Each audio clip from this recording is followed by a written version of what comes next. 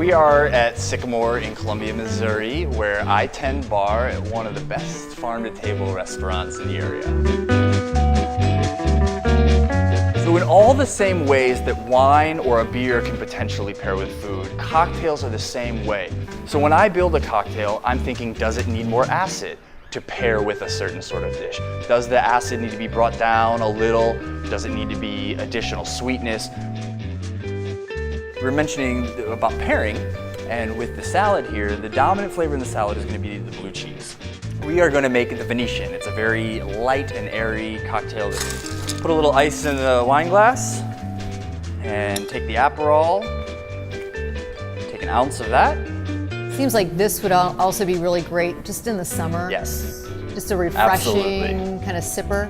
Yes. But to give us some of that bubbliness, we're gonna use about an ounce of the soda water, maybe just a dash more. And then it's just a white wine on top of that. Is this a crisp white wine? Is it more like... It's gonna be a little bit fruit forward, but kind of a tart finish. Very cool. Can I taste it? Absolutely, babe. Be my guest.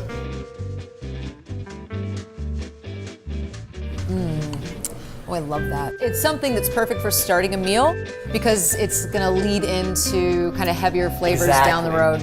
All right, so what we're gonna do now is we've kind of tasted this a little bit. We're gonna move on to a main course. So let's just move some of this out of the way here. This is cobia, which is a saltwater fish.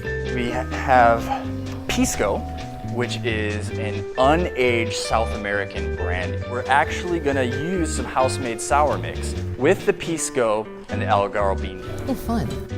So we're gonna take about an ounce and a half of the pisco. We're gonna use a nice, generous ounce of the black carob syrup.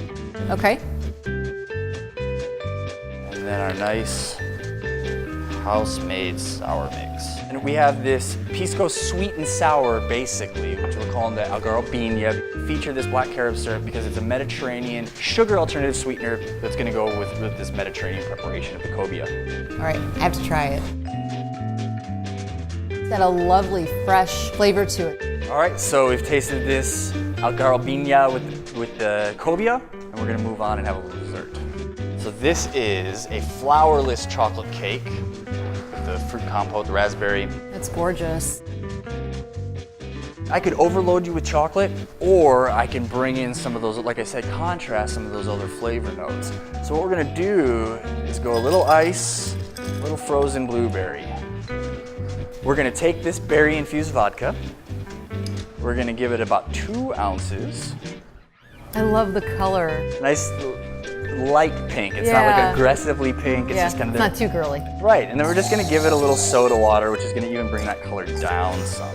So the thing about these particular berries is they're not like really sugar heavy. You know, berries can be sweet, but with some of that tartness still. That's so fresh. And again, like you're saying, it's not sweet. If you notice the kind of progression of the 3 drinks we've gone through, the key we keep saying is that it's bright, it's fresh, it's airy, it's light. I have had a wonderful experience just seeing the way that you create these food-friendly cocktails, so thank you. Thank you.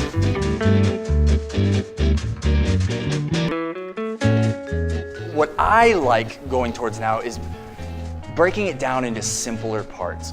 We've had really elaborate cocktails. I really want to feature the spirit and really bring its natural flavors out. I want to feature that. The distiller made it to have that flavor profile, and if I'm going to build a cocktail around it, I want it to simply accentuate that flavor.